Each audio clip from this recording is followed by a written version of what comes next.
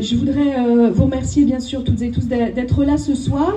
Il faut qu'on se tienne chaud, ça a été dit, tous et toutes ensemble dans nos combats et qu'on se le répète.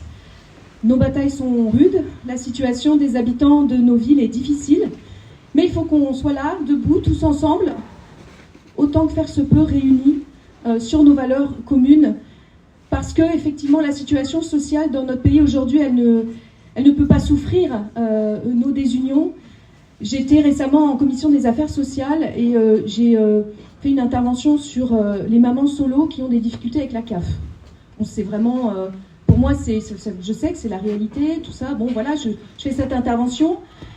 Et à quel point c'est en résonance avec la réalité, je me retrouve avec des dizaines, des centaines de témoignages qui arrivent, des centaines de milliers de vues sur les réseaux sociaux, parce que la situation auquel sont confrontés les habitants et habitantes dans nos villes, c'est ça, c'est la dureté du réel. C'est le fait que notre société, elle est dure avec les fragiles et elle est vraiment très tendre avec ceux qui ont le pouvoir. Et donc c'est ça qu'on doit toujours garder en tête dans notre action. Et je salue, alors cette année c'est élection municipale, donc je n'ai pas le droit de parler de ce qui se passe dans les différentes villes, mais je salue juste tous les élus municipaux de toutes les villes de la circonscription pour leur action, parce qu'eux sont vraiment au contact, au plus près, et pour aider le plus possible, le plus concrètement possible, tous les habitants et habitantes de nos 4 villes. Alors je vous propose qu'on leur fasse un petit applaudissement à tous et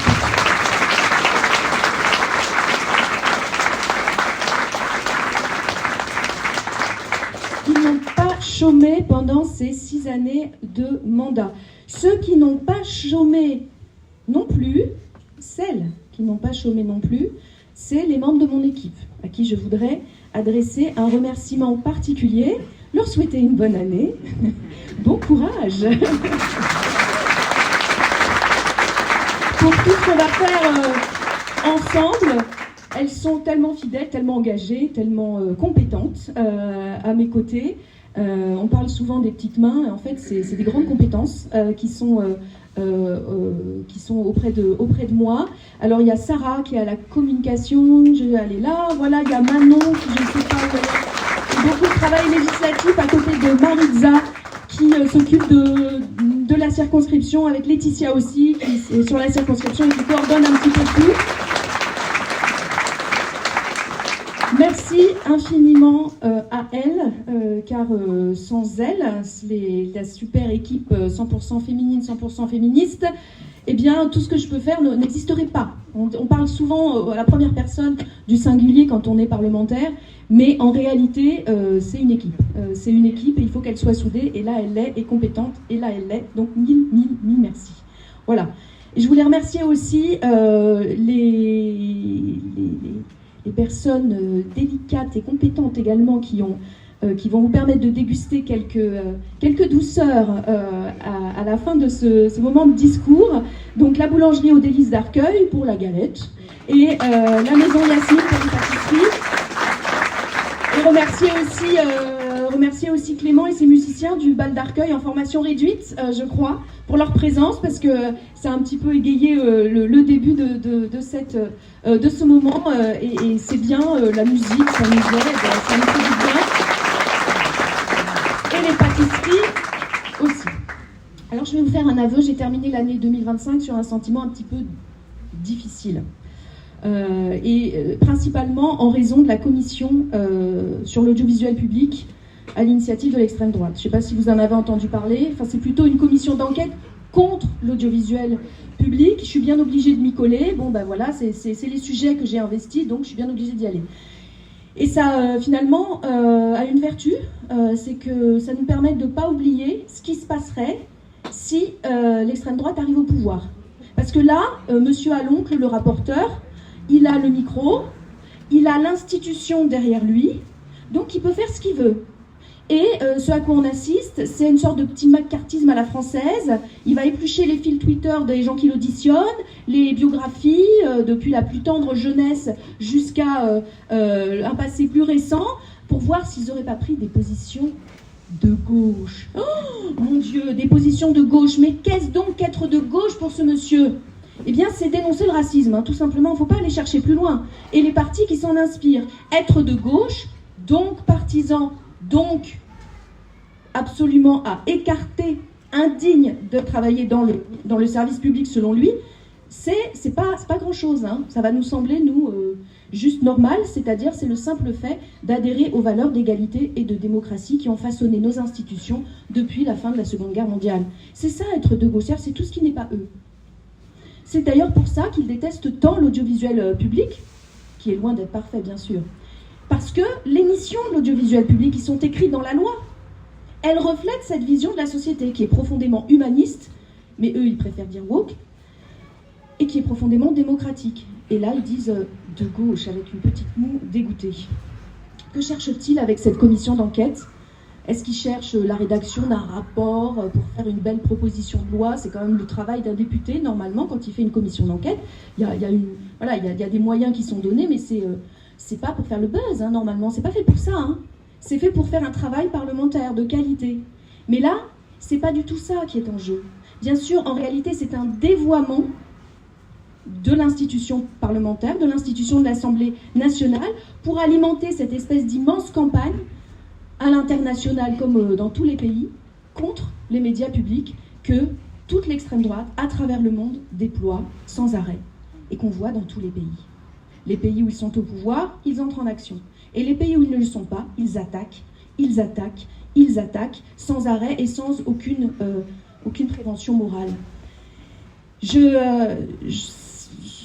dois vous le dire, je suis assez fière d'être en première ligne sur ce combat, parce que c'est un combat, un des terrains principaux de la bataille culturelle que l'extrême droite mène, même si c'est difficile, mais on est quelques-uns, quelques-unes à l'Assemblée nationale à le mener, ce combat. Je le mène aussi parce que je sais à quel point, partout en France et aussi dans les 4 villes de cette circonscription, l'extrême droite aux manettes des médias, c'est de la dureté, c'est de la violence dans les paroles, qui peut se traduire dans les faits, contre les personnes issues de l'immigration, contre les femmes, contre les homosexuels, contre les personnes transgenres. C'est cette violence qu'il convient d'arrêter. Nous avons raison de penser qu'on ne doit pas dire ce genre de choses sur des médias qui sont libres d'accès à tous et toutes. Ce n'est pas normal qu'aujourd'hui dans notre pays, on en soit arrivé là. Il ne faut pas que nous l'acceptions, et ici nous ne l'acceptons pas.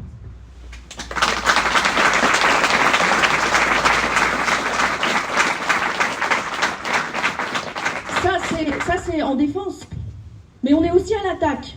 Et j'aurai la chance, la semaine prochaine, en commission culture, et j'espère la semaine suivante, dans l'hémicycle, de défendre une proposition de loi contre la concentration des médias, parce que nous avons des propositions à faire, et elles sont vraiment très très concrètes et très prêtes à l'emploi.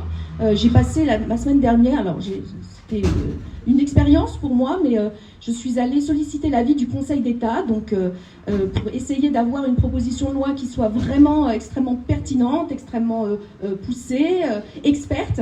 Et voilà, nous avons les solutions pour faire en sorte que ces empires médiatiques ne se développent pas, et même soient freinés, et soient empêchés de continuer à déverser leurs paroles de haine. Donc, tout à l'heure, je vous parlais certainement d'une fin d'année assez difficile à cause de cette commission d'enquête, hein, parce que quand vous assistez à un procès politique contre les journalistes mené par l'extrême droite, c'est pas très agréable. Mais, et c'est d'ailleurs tout ce qu'on s'est dit les uns les autres là quand on était au début de cet événement. Qu'est-ce qu'on a comme raison d'espérer ? On en a beaucoup en fait. Et donc moi je voulais, pour souhaiter cette année un peu en dernière limite, sur ce dernier jour des vœux, reprendre un petit peu les raisons d'espérer qui doivent nous guider et qui doivent nous aider tout au long de cette année 2026. Parce que je pourrais vous faire la liste de tout ce qui ne va pas. Elle serait très longue, je pourrais durer jusqu'à tard dans la nuit.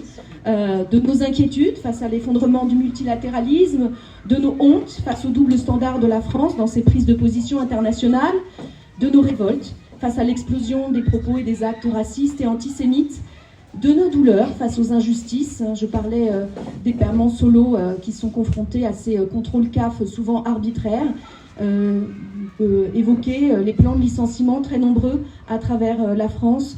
On peut évoquer aussi, bien sûr, les enfants qui dorment à la rue. Voilà, il y a tant et tant de sujets qui nous font mal.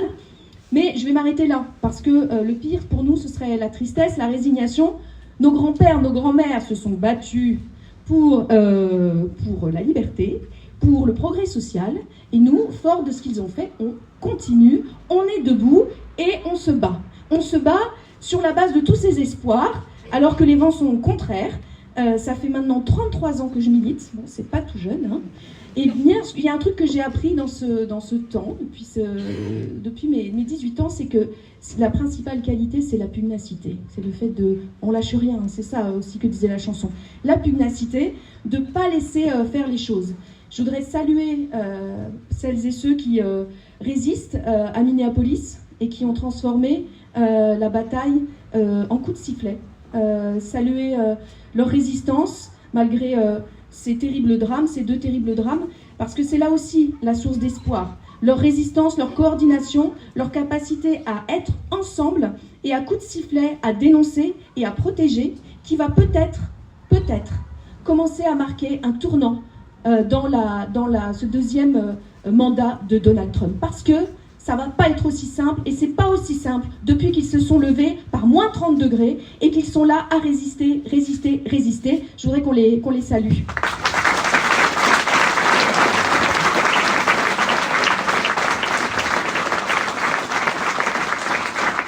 Je voudrais qu'on salue aussi, alors on revient un petit peu en arrière en 2025, mais quand même, quelle incroyable raison d'espérer. On a eu 2 millions de signatures sur la pétition contre la loi Duplon. Et c'est incroyable, cette force qui est comme dans la population. Une jeune étudiante qui tout d'un coup se dit c'est pas possible, on peut pas en rester là, et qui soulève quelque chose dans le pays profondément majoritaire. C'est-à-dire le fait de se dire, malgré l'écolo-bashing, leurs pesticides qui nous tuent, qui dégradent notre santé, en fait, on n'en veut pas. Les forces, elles sont là, je dirais un peu souterraines dans la société pour résister aux puissances de l'argent. Et c'est là-dessus qu'on doit compter, et c'est ça qu'on doit continuer à faire vivre et à développer cette pétition citoyenne. Ça, c'est un sacré espoir, qu'on soit capable aujourd'hui dans ce pays de créer ça, de rien. Voilà, c'est une belle chose. Aussi, autre élément d'espoir, alors là, on croyait que c'était vraiment flingué, hein, le Mercosur. Je disais, mais bon, bah alors on était là, nous, on proposait des choses à l'Assemblée nationale, des votes unanimes pour dénoncer le Mercosur. Il y en a encore qui croient, visiblement, et Madame von der Leyen, que le libre-échange, c'est l'avenir, alors que c'est le XXe siècle. Je sais que parmi vous, il y en a qui se sont bagarrés contre le libre-échange déjà depuis très longtemps. Il y avait ces villes hors AGCS. Là, je me souviens qu'il y avait une pancarte à Villejuif là-dessus. Il y en avait peut-être dans d'autres villes. Mais on le sait maintenant, c'est le passé. C'est le passé. Non pas qu'il faudrait que on revienne à un protectionnisme non, mais à des politiques industrielles précises, coordonnées au niveau de l'Union européenne, et où on se dit, là, on va vraiment mettre le paquet parce qu'il s'agit de notre souveraineté, parce qu'il s'agit de notre santé, et on va mettre des barrières, mais pas des barrières stupides, pas des barrières pour faire la guerre. Non, des barrières pour qu'on retrouve un peu le sens commun, que ce dont on a besoin ici, si on peut, on le produise ici. Tout simplement, et que l'emploi soit là, et que on puisse aussi pouvoir supporter les normes environnementales, pouvoir supporter les normes sociales dont on a envie, sans que ça coûte des emplois, sans que ça coûte les délocalisations. Donc, quand même, là, on a assisté à un vote du Parlement européen qui était quand même inespéré. Moi, j'y croyais pas. J'ai vu ça, j'ai fait waouh! Mais c'est incroyable ce qui s'est passé. C'est-à-dire que je crois que aussi, à force de porter les débats, de dire non, mais vous pouvez pas faire bagnole contre viande. Enfin, c'est pas ça l'avenir. C'est pas ça l'avenir du monde. Il y a des choses qui se passent et qui vont dans le bon sens. Il y a aussi... C'est souvent, d'ailleurs je l'ai dit ici, quand j'ai assisté à une réunion avec Sophie sur le féminisme. Parce qu'en fait, on a souvent l'impression qu'on est, on se bat, c'est dur, mais qu'est-ce qu'on avance ? Mais qu'est-ce qu'on avance ? En 2024, il y a eu l'inscription de l'IVG dans la Constitution. En 2025, cette nouvelle définition et l'introduction du consentement dans la définition du viol, c'est une avancée immense pour que les femmes soient, comment dirais-je, puissent se défendre et puissent enfin être écoutées, et qu'il n'y ait pas un nombre de viols comme ça qui reste totalement impuni et qui fasse l'objet de non-lieu. Et là, il y a quelques jours, à l'Assemblée nationale, c'était cette semaine, a été adoptée à l'unanimité la décision de supprimer le devoir conjugal. Ah oui, c'est des trucs vraiment... Et je veux dire, cette force-là, c'est un rouleau compresseur.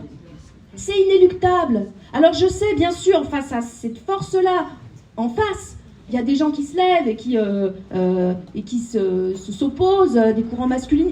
Mais je vais vous dire, ils n'y résisteront pas. Non pas qu'on veut broyer les hommes, hein, rassurez-vous. Mais on veut faire valoir nos droits. Et moi, je crois vraiment, on est en train petit à petit d'y arriver. Certes, il y a encore tant de femmes qui tombent sous le coup de leurs compagnons, de leurs anciens compagnons, tant d'enfants aussi, victimes de violences. Mais ça avance parce qu'il y a des femmes et des hommes qui se battent au quotidien. Et petit à petit dans la société, c'est devenu, et ça va être encore de plus en plus fort, majoritaire.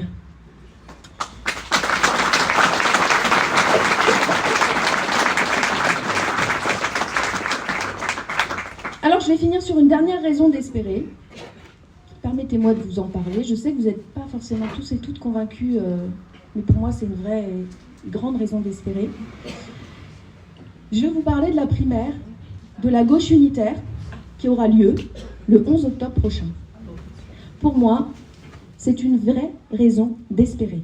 Parce que si nous continuons sur le chemin engagé, la défaite est assurée au printemps 2027 et le pire est quasiment certain. Il y a même des camarades qui sont proches, qui se disent de toute façon on ne va pas y arriver. Et ils se battent à leur manière. Ils pensent que l'extrême droite, il y a tellement de chances qu'elle arrive qu'ils mettent leur énergie dans le fait de se préparer à ça, d'organiser des réseaux, de tisser des liens à l'international. Et c'est vrai qu'il y a de quoi vraiment être inquiet parce qu'une députée écologiste qui était anciennement élue, Gwendoline Delbos-Corfield, a écrit un rapport qui démontrait qu'en France, il ne faudrait pas plus de 18 mois au Rassemblement national pour mettre l'état de droit à terre.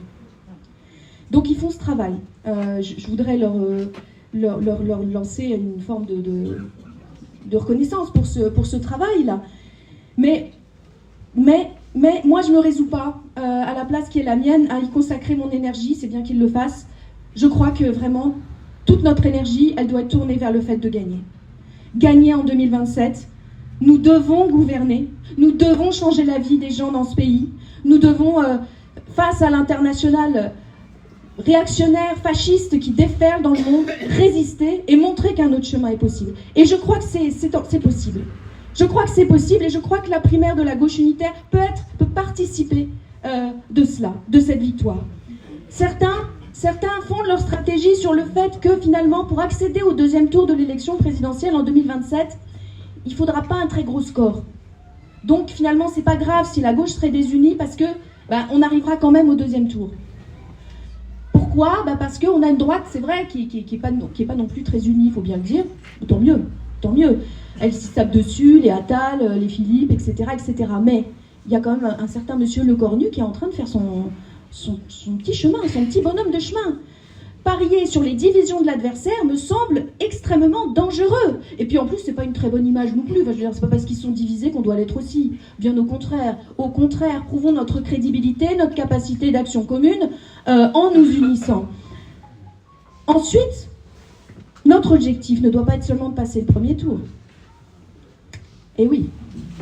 Avant, peut-être, il y a encore quelques années, il y a encore 6 ans et encore avant, on pouvait se dire que celui qui était qualifié au second tour face au Rassemblement national l'emportait quasi automatiquement. Et je crois que ce temps est révolu. Je crois que vraiment ce temps est révolu. Et qu'il ne faut pas avoir une pensée magique en se disant si la gauche est au deuxième tour, elle va l'emporter assurément. Je crois que ce n'est pas vrai. C'est peut-être regrettable, mais c'est ainsi. Il nous faut construire une stratégie qui prenne cela en compte et ne pas ignorer ce fait. Nous devons construire un rassemblement qui n'aura de cesse de s'élargir. Aussi, la primaire de la gauche unitaire, elle offre ce cadre de débat contradictoire permettant à chaque famille de la gauche de faire vivre son identité, et les écologistes d'ailleurs, et ses propositions sans crainte de nous empêcher de participer au second tour. Les espoirs de passage en force par l'aspiration de ses adversaires grâce au vote utile risquent de ne pas fonctionner cette fois-ci, parce que je pense qu'un certain nombre d'électeurs, y compris de gauche, vont se dire attendez, si finalement aucun candidat de gauche peut l'emporter, on va plutôt dès le premier tour se reporter sur un candidat qui peut l'emporter, un candidat républicain. Et on ne sait pas à quelle dynamique on peut s'attendre. Moi, j'appelle vraiment à la responsabilité de chacune et chacun, en se disant attention, le vote utile, il pourrait se faire sur un périmètre beaucoup plus large que les fois précédentes, à cause de la possibilité, de la probabilité de la victoire du Rassemblement national au second tour. Donc, cette élection n'aura pas les mêmes règles que les précédentes. Alors, par pitié, ne faisons pas ce qu'on a fait les fois précédentes. Je sais que le débat à gauche est important entre nous. Les désaccords ne sont pas minces, qu'ils soient sur le fond, qu'ils soient stratégiques. Mais je reste persuadée que ce qui nous unit est plus fort et qu'il faut que nous lavions notre linge sale en famille. Et comment faire pour le laver en famille ? Eh bien, c'est de se présenter face au peuple de gauche pour qu'ils choisissent la personnalité, le programme qui incarnera le mieux la gauche, pour pouvoir après se présenter à l'élection présidentielle, être sûr de la qualification et pouvoir petit à petit élargir et aller convaincre celles et ceux qui ne votent plus et qui ne croient plus que la gauche peut transformer. C'est ça le travail. Et je crois que cette étape du 11 octobre prochain est une étape importante pour gagner.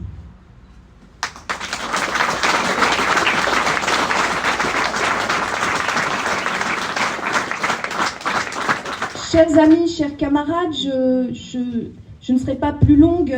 Il y a des raisons d'espérer, nombreuses, notamment celle de vous voir si nombreux ici, et si nombreuses et nombreux à pied d'œuvre dans nos villes. Je salue la présence de Flore Munkder que j'ai vu arriver en cours d'échange. De voir dans nos villes tant d'énergie citoyenne. C'était aussi nos vœux, les vœux 2026, c'était de saluer le travail des associations, qu'elles soient sportives, culturelles, d'aide aux devoirs, de solidarité, d'écologie, de lutte contre les discriminations, sur le féminisme, sur l'antiracisme, pour la solidarité internationale. Les raisons d'espérer, finalement, c'est chacun de ces actes qui, pris tous ensemble, forment un magnifique tableau, qui est le tableau de la solidarité, qui est le tableau de la liberté, de la quête d'égalité et de dignité pour tous, qui est le tableau de nos valeurs de gauche, je crois.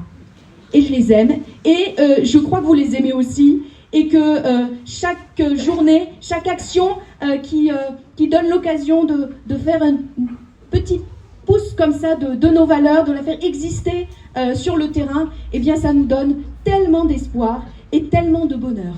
Et je vous souhaite plein d'actions collectives pour l'année 2026, plein de réussites, et bien sûr aussi plein de douceur partagée avec celles et ceux qui vous sont chers. Une très belle année à vous.